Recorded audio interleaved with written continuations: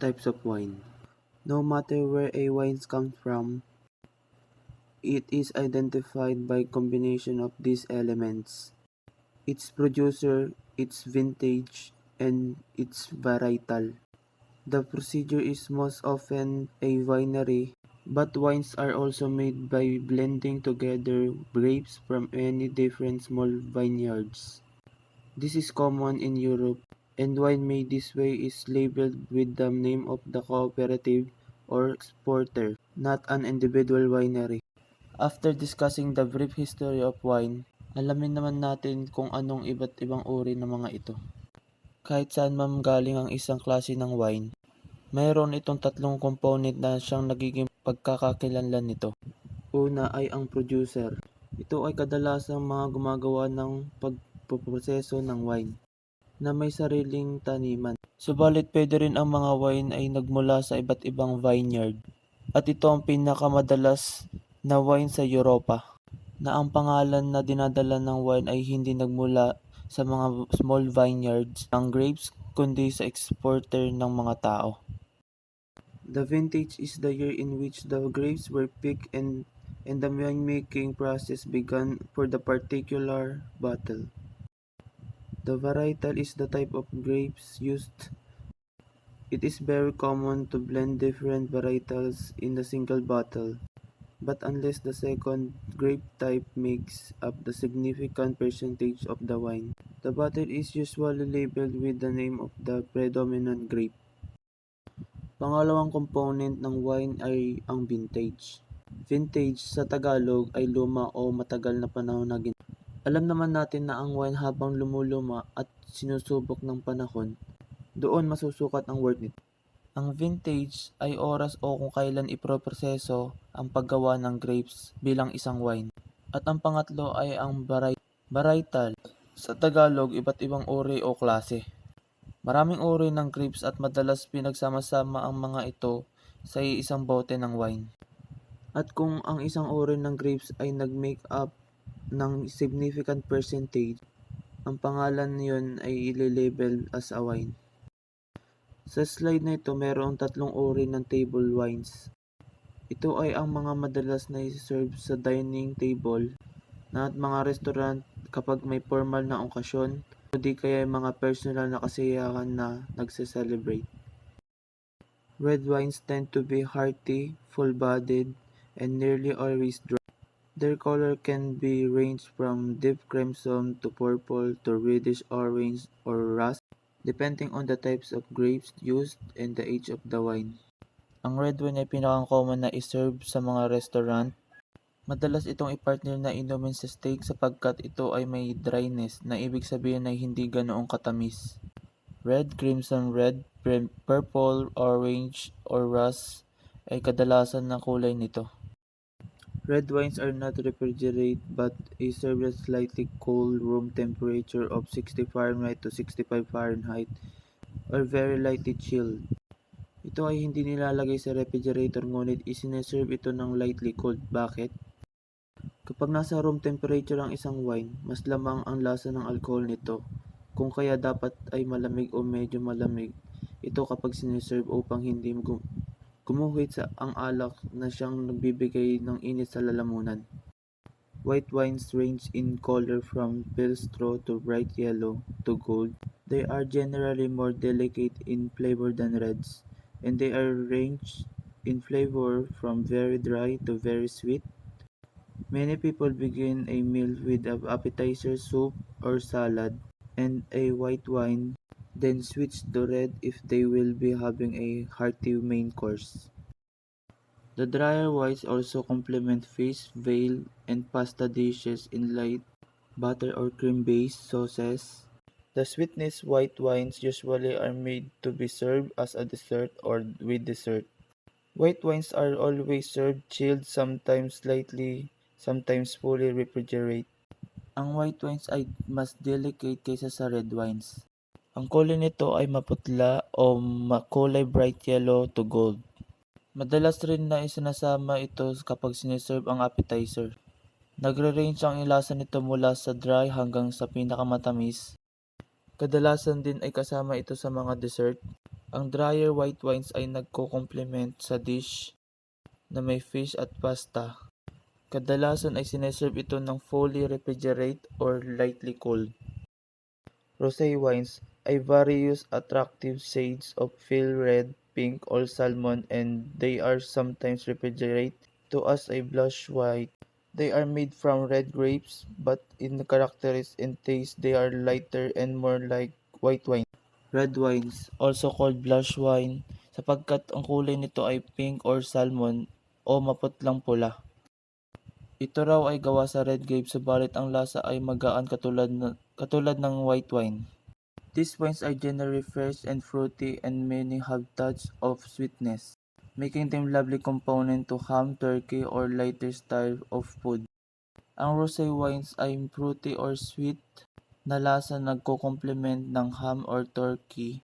Isa sa pinakatanyag na rosé wine ay galing sa France na pangalan ay Travel.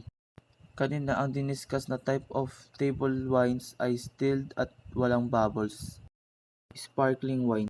Up to this point, the types of wine that we have discussed have been so-called still wine, or wines that do not contain bubbles, but there are also sparkling wines, which come in red, white, and blush. Sparkling wines are often referred to as champagne, but the French will tell you that only wines made in Champagne region of France can be truly be called champagne. Sa slide nito, sinasabi dito ang sparkling water ay kinikilala bilang champagne is also called a skit in Germany and spumante in Italy. Champagne is the classic wine of celebration. Sparkling water should always be served well chilled.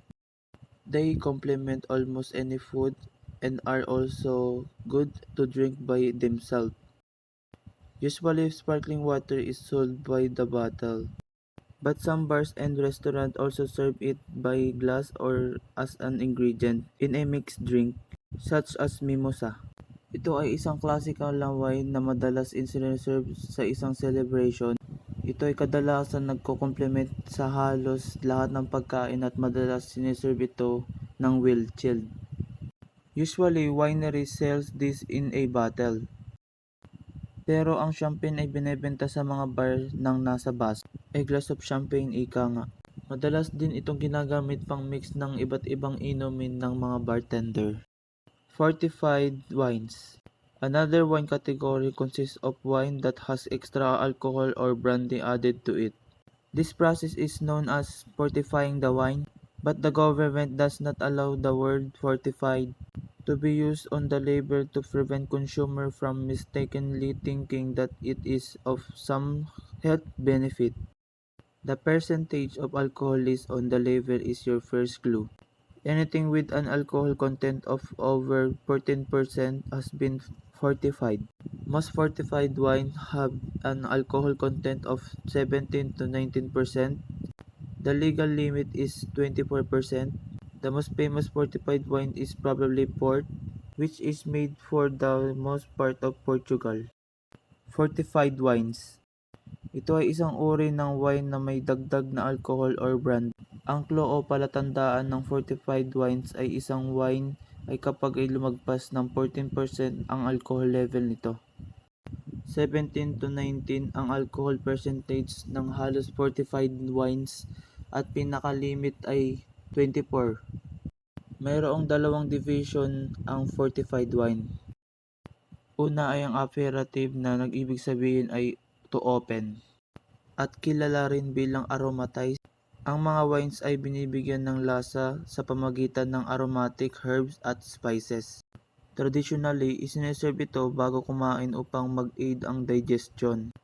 Vermouth ang isang pinakatanyag na aromatized wine. Madalas itong sinasama sa martinis o Manhattans. It is also popular to drink them half and half, mixing equal parts of dry vermouth and sweet. Sherry, another aperitif, is often associated with cooking, but it has made a real comeback in recent years as an after-dinner drink. Sherry is discussed later in this chapter in this section on Spanish wine. Pangalawa sa dalawang fortified wines. Pangalawa ay ang dessert wine. Ito ay wine na magtatapos ng pagkain. Matamis, malasa at mabigat sa tiyan. Ilan sa mga dessert wine ay Margeria, Marsala, Angelica at Muscatel. Sinasabi dito na meron ding mga wines na gawa sa over-ripe na grapes. Hindi man ito fortified pero ito'y kasama sa mga dessert wine dahil sa mataas na sugar content nito. One kind of wine served in restaurant is not made from grapes at all. In Japan, shake, pronounced as shakai, is a beverage made from rice, referred to as the drink of the god, and indeed, once was used an offering to Shinto gods. Although the shake-making process has more in common with beer brewing than it does with winemaking, because the grain is fermented with water. The finished product often has a characteristic of a delicate white wine.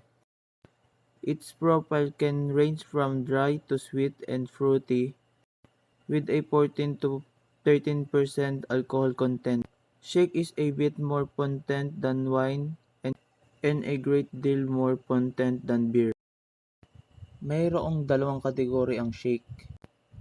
Ang Hozanzo shake, ito ay dinadagdagan ng konting bilang ng alcohol content upang magbigay ng smooth na lasa. At ang pangalawa ay Junmai shake. Para sa mga aficionados, mas malamang ang Junmai shake.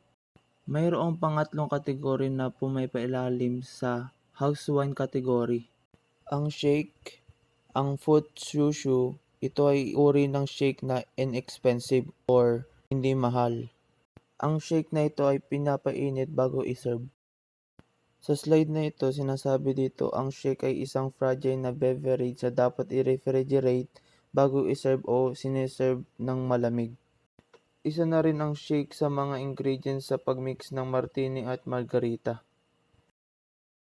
In addition to Japan's 1,500 shake breweries, some of which have US-based facilities, they are fledgling domestic US shake producer in Hawaii, California, Colorado, and Oregon. The iron-free water in these states is reportedly key to successful shake brewing.